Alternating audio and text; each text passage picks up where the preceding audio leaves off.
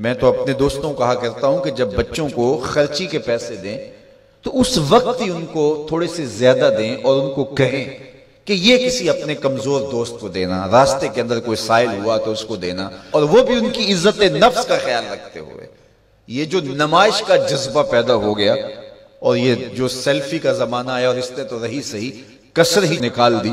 وہ کسی زمانے میں کہتے تھے نیکی کر دریا میں ڈال، اور پھر وہ زمانہ آیا کہ نیکی کر اخبار میں ڈال، اور اب نیکی کر فیس بک پہ ڈال۔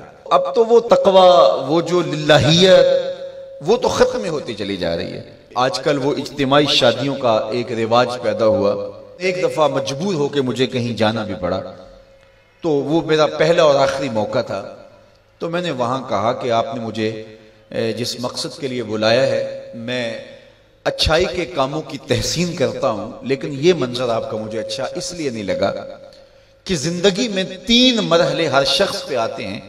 جب وہ مہمان خصوصی ہوتا ہے، جب وہ پیدا ہوتا ہے، کالا کلوٹا بھی کیوں نہ ہو، سارے اسے دیکھنے آتے ہیں۔ جب وہ عروسی کا جوڑا پہنتا ہے، چاہے مرد ہے چاہے عورت، تو اس وقت بھی سارے لوگوں کی نگاہ کا مرکز ہوتا ہے۔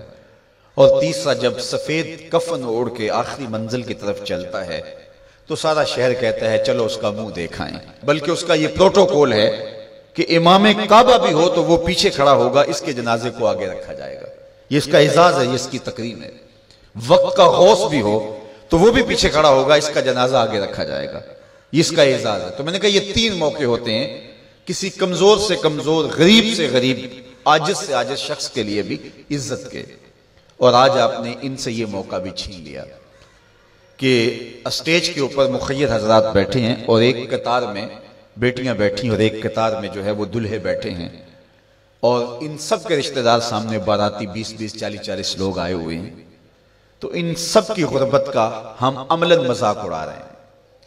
آج یہاں میں کسی کے چہرے کے اوپر خوشی نہیں دیکھ رہا، اگر مسکراہٹ ہے تو وہ مصنوعی مسکراہٹ ہے۔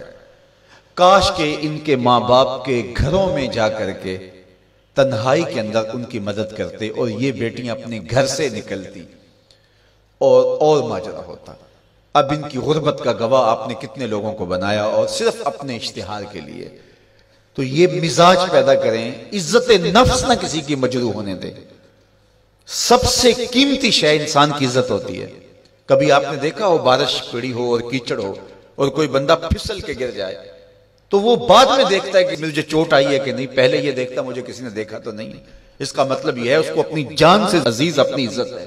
تو مت کسی کی عزت پہ انگلی اٹھائیں، مت کسی کی تذلیل کا سبب بنے، مت کسی کی رسوائی کا ذریعہ بنے۔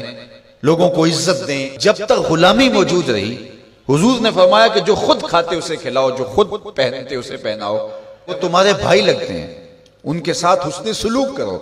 جبکہ وہ آقا کا جوتا بغیر اذن کے چھو لیتے تھے تو آقا اس پہ بھی کوڑے مارتا تھا، لیکن میرے حضور علیہ السلام معراج سے واپس پلٹتے اور کہا بلال تو کون سا نیک عمل کرتا ہے، میں نے جنت میں تیرے قدموں کی آہٹ سنی ہے۔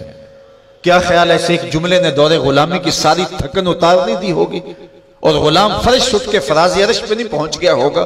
یہ عزت دیا ہے۔ علامہ اقبال علیہ رحمہ نے وہ جو ابو جہل کا کعبے کے پردے کو پکڑ کے زاروں کے تار رونا ہے اور حضور کے خلاف رب سے شکایت کرنا ہے، وہ لکھا ہے۔ تو اس میں جو شکایتیں لگاتا ہے ابو جہل کعبے کے غلاف کو پکڑ کے، تو اس میں ایک شکایت یہ لگاتا ہے کہ از محمد سینہ ما زار زار، ہمارا سینہ بڑا دکھی ہو گیا ہے، اس شخص نے تو ہمارے نظم کو خراب کر دیا ہے۔ با غلام خیش بر یکخان نشست، یہ جو دین لے کر آیا ہے اس دین کے اندر یہ سبق ہے کہ غلام اور آقا ایک دسترخوان پہ بیٹھیں گے، اور اگر غلام اور آقا ایک دسترخوان پہ بیٹھ جاتے ہیں تو پھر کہاں گیا ہمارا قریش کا سردار ہونا؟ تو یہ تو ہمارا سب سسٹم تلپٹ ہو جائے گا۔